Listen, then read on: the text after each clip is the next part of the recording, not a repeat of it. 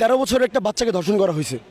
হিন্দু 3 জন যুবক মিলে 13 বছরের একটা বাচ্চা, জাস্ট ইমাজিন, আমার একটা ছোটো বোন যার বয়স 13 বছর, তাকে 3 জন যুবক মিলে টানা 3 দিন ঘরের মধ্যে আটকে রেখে ধর্ষণ করা হচ্ছে। এবং ধর্ষণকারীর নামটা জানা সত্ত্বেও পুলিশ তাদেরকে ধরতে পারতেছে না। এই ব্যর্থতা কার? আইন শৃঙ্খলা বাহিনীর আমি মনে করি। কারণ আপনি একটু আগে আমাকে যে প্রশ্নটা করলেন যে তারা নাকি হচ্ছে গতবার সরকারের বিরুদ্ধে একটা পোস্ট করলো, তাদেরকে গ্রেফতার করছে, এই গ্রেফতারটা কারা করছে? আইন শৃঙ্খলা বাহিনী, অবশ্যই আইন শৃঙ্খলা বাহিনী করছে। তার মানে তাদেরকে অ্যাবিলিটি থাকার পরেও তারা বর্ণবাদিত্ব, তার ধর্ম নিয়ে ব্যবসা করে আজকে আমাদের যখন মুসলিমদের উপর আসে তখন তারা অন্ধ, তারা পারে না অ্যারেস্ট করতে, তারা পারে না বিচার ব্যবস্থা নিয়ে আসতে, তারা কিছু করতে পারে না।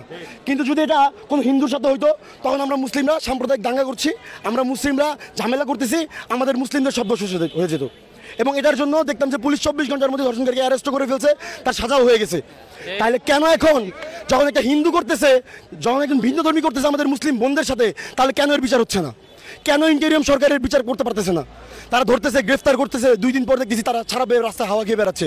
আমাদের বিরুলিয়াও সেম কাহিনী করছে, 3 জন খ্রিস্টান যুবক মিলে একটা ইউনিভার্সিটি পড়ুয়া মেয়েকে ধর্ষণ করছে।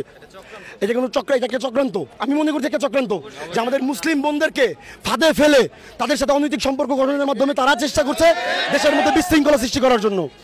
তবে আমি একটা কথা ভালোভাবে বলতে চাই যে তারা যদি ভুলে যায় আমরা কারা, আমরা হযরত ওমরের উত্তরসূরি, তাদের এটা মনে রাখতে হবে, আমরা হযরত আলীর উত্তরসূরি। আমরা যদি আমাদের জায়গায় চলে আসি তাহলে কাউকে ছাড় দেওয়া হবে না, প্রত্যেকটা ধর্ষককে জনসম্মুখে ফাঁসি দেওয়া হবে এবং শিরচ্ছেদ করা হবে।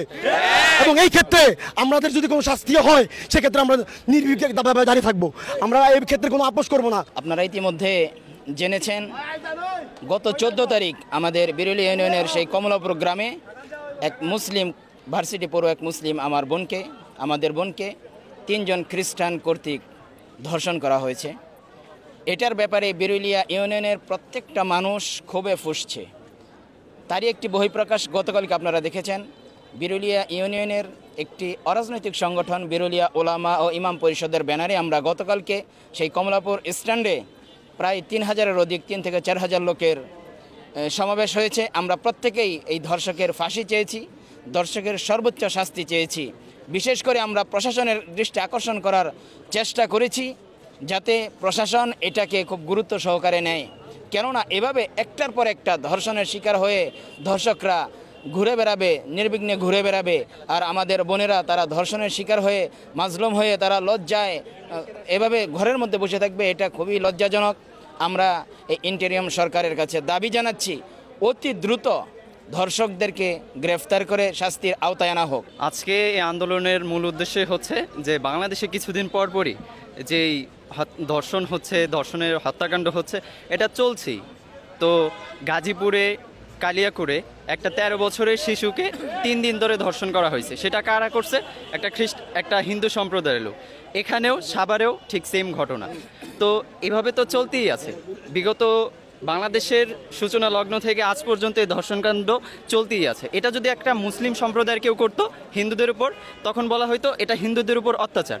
বাট এটা যে একজন হিন্দু সম্প্রদায় একটা মুসলিম একটা বাচ্চার উপর এরকম নির্যাতন করছে, এটার জন্য কোনো উদ্বেগ নাই, উই হ্যাভ নো কনসার্ন। এটা কিভাবে সম্ভব?